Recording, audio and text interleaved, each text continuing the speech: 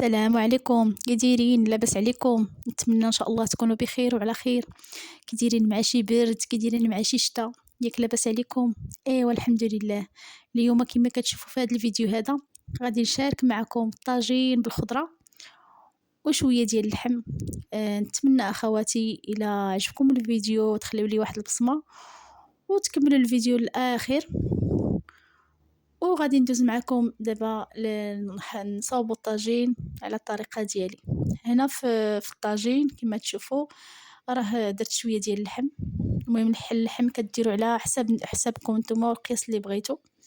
انا هنا درت واحد الطريف ديال اللحم صافي، ودرت شويه ديال زيت الزيتون، واحد شويه ديال زيت المائده. المهم شي تقريبا واحد نص كاس مخلط بحال هكا صافي. وغنرد هذيك اللحمه فوق البوطه وغادي نخليها تقلى شي شويه مع غير في هذيك الزويته، يعني ما درت لا عطريه لا حتى حاجه.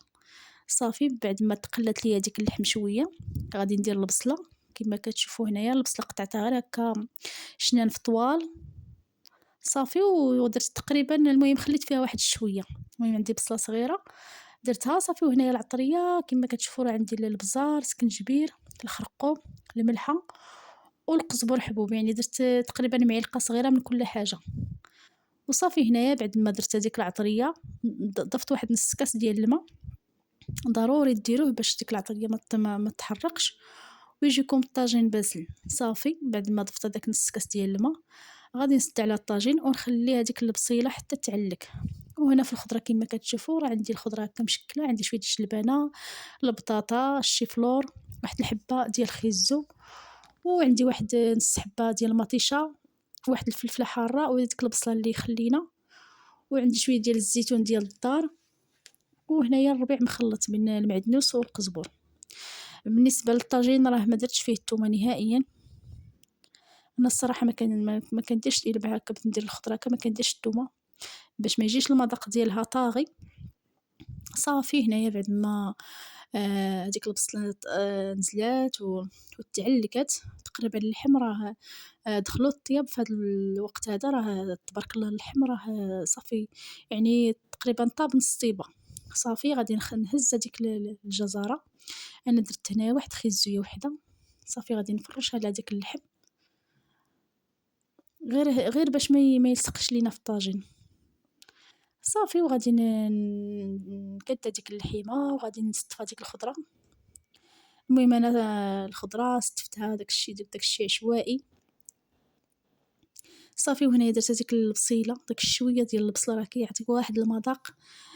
المهم هاد الطاجين هذا راه كيجي بنين بزاف. المهم هو البنه تكون في في الطاجين، اما الديكور المهم داكشي استفت داكشي. المهم داكشي عادي وصافي.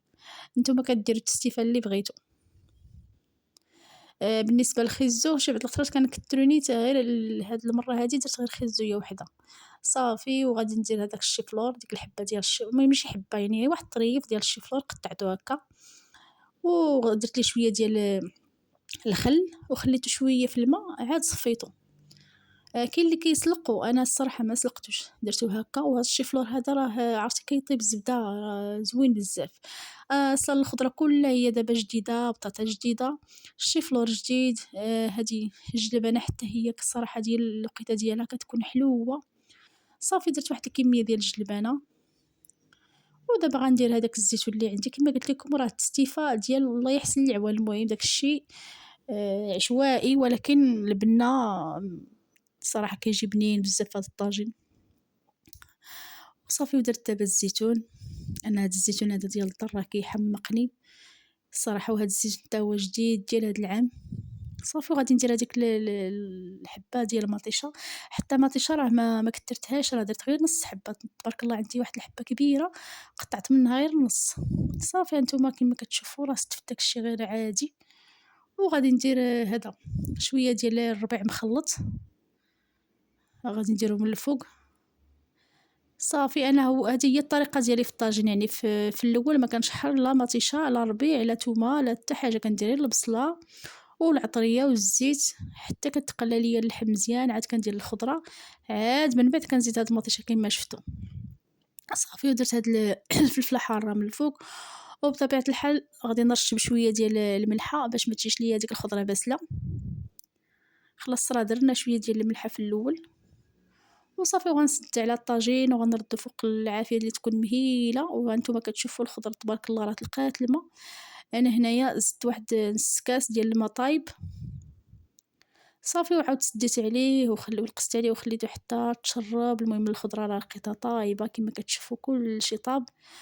وهذا هو الطاجين ديال اليوم، نتمنى ينال الإعجاب ديالكم.